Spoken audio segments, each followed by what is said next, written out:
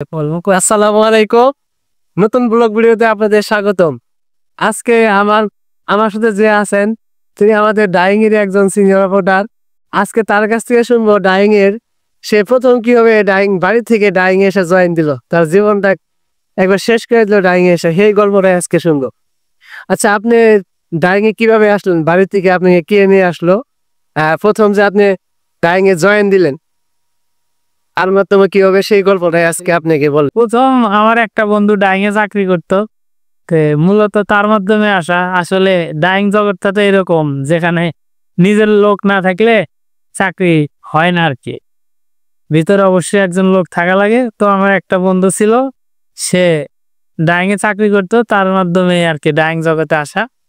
এই তো 6-7 বছর যাবত ডাইং এ। ডাইং এ যে আসলেন, আপনাকে আসলে ডাইং এ আসার পরে ঢাকায় আসার পরে পরিস্থিতি কি হলো, আপনার চাকরি হওয়ার পরে অনুভূতি কি, সেগুলো একটু বিস্তারিত বলেন।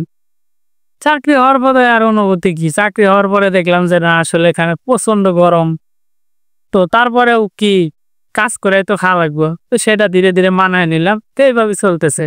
এভাবে আপনি ডাইং এ আপনি হেলথে যখন ঢুকলেন তখন আপনি কাজ দেখে কেমন লাগলো? যে যে লবণ ডালতে হয়, তারপরে সোডা গুলাতে হয়, কালার গুলাতে হয়, কালার মাপতে হয় নিজের হাতে, যে কাপড় চোপড় নষ্ট হয়। তো আপনি যখন ডাইং এ ঢুকলেন এই বিষয়গুলো তখন আপনার কাছে কেমন লাগছে? চাকরি করতে ইচ্ছা ছিল নাকি না আসলে চাকরি করতে ভালো লাগে না? অনেকেই তো ডাইং এ আসতে চায়।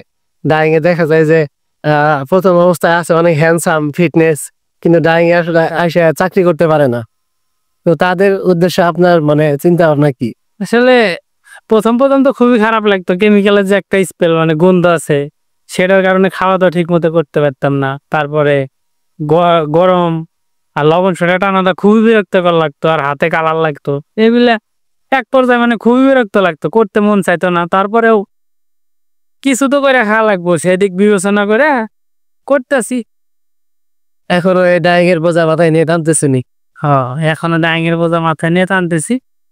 এখন আল্লাহ তালা যে কয়দিন রিজেক্ট রাখছে ডাইং জগতে, ততদিন তো করাই লাগবো। যারা নতুন ডাইং এ আসতে চান বা ডাইং এ কাজ করতে আগ্রহী, অনেকেই ফেসবুকে বা অনেক গ্রুপ আছে ডাইং এ, ওইখানে অ্যাড হয়ে অনেকে জিজ্ঞেস করেন ডাইং এ চাকরি করতে হলে আপনাকে প্রথম অবস্থায় গরম যে জিনিসটা, এটাকে আপনাকে মানতে হবে। ডাইং এ কালার গুলানোর যে ব্যাপারটা, কাপড় চোপড় ভালো কাপড় চোপড় পরে আসা যায় না। দেন তারপরে লবণ বস্তাগুলো আছে 50 কেজি করে একটা বস্তা, সেগুলা টাঙ্কিতে ঢালা আছে একটা মানে চিন্তা ভাবনা আছে। এগুলো আপনাকে অবশ্যই পরিশ্রম, এখানে অনেক প্রচুর পরিশ্রম, আর গরমের বিষয়টা সবচেয়ে বেশি। এগুলা চিন্তা ভাবনা করে আপনাকে ডাইং এ আসতে হবে। আপনি শুধু আসলেন জব অফিসারের মতো আসবেন, আপনি বিএসসি করে আছেন বা আপনি ইন্টারমিডিয়েট অনার্স পাস করে আছেন, সেইগুলা এখানে কোনো মূল্যায়ন নেই। আপনাকে প্রথমে আসলে ডাইং এ আসলে আপনাকে লবণ সোডা এগুলা ঢালতে হবে। দেন কালার গুলাতে হবে, কালার হাতে লাগবে, কাপড় চোপড় লাগবে, এগুলা নষ্ট হবে। যে এরকম যদি আপনি চিন্তা ভাবনা থাকে যে না আমি খালি অফিসারের মতো যা বসবো, এরকম চিন্তা ভাবনা করে ডাইং এ আপনি হেলথ চাকরি করতে পারবেন না।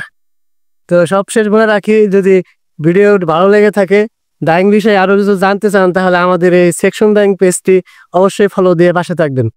ধন্যবাদ সবাইকে।